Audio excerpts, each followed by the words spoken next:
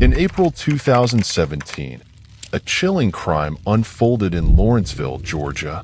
17-year-old teenager Cassandra Bjorge and her then-boyfriend, Johnny Hero Rider, who was 19 years old at that time, were at the center of this horrifying incident.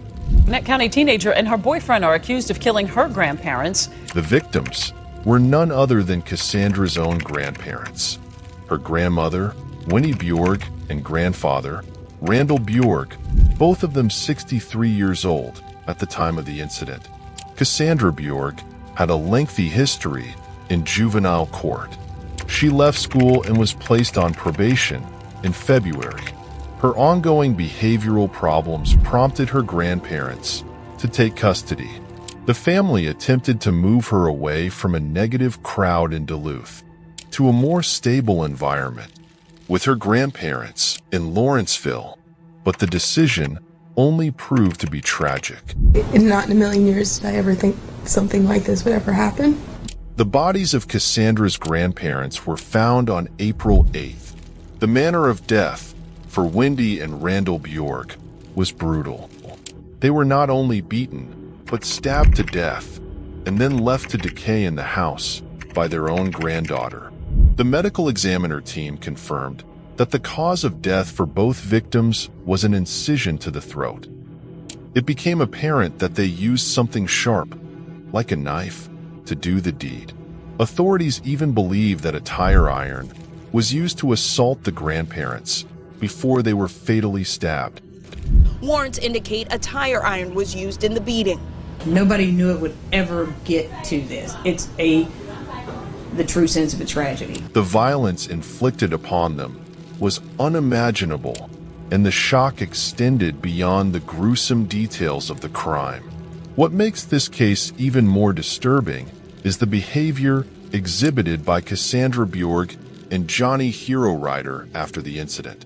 Instead of fleeing or showing remorse, they kept the bodies of the deceased elderly couple in a room and locked it off and sealed off areas of the house to prevent the smell of decaying flesh from being noticed by people passing by.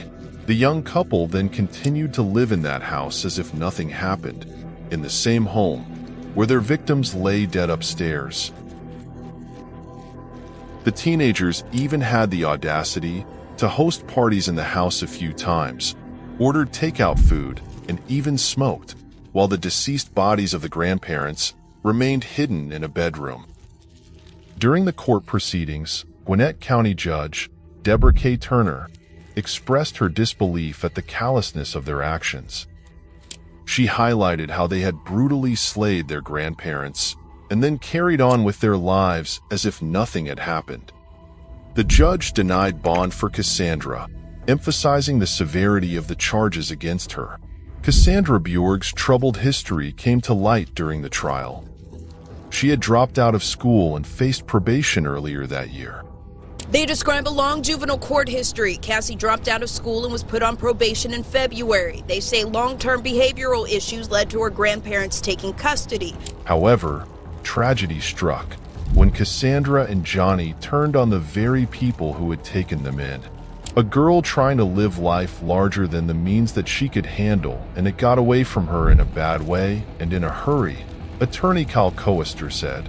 Before the murders, apparently, there were at least 13 calls from home to the police and a charge of assault for Bjorge striking a grandparent. But there were at least 13 calls to police and assault charges for striking a grandparent. Ultimately, on April 14th, Cassandra Bjorge and ex-boyfriend Johnny Hero Rider each received 2 life sentences on Friday for the slaying of Bjorge's grandparents, Wendy and Randall Bjorge. They were charged with murder, aggravated assault, and theft for killing the grandparents. Rider, as an adult, could have faced the death penalty, but he pleaded guilty to the crime. Bjorge, not eligible for the death penalty due to her age, also pleaded guilty. They have sentenced to prison with the possibility of parole after 60 years behind bars and must serve a concurrent 21-year sentence.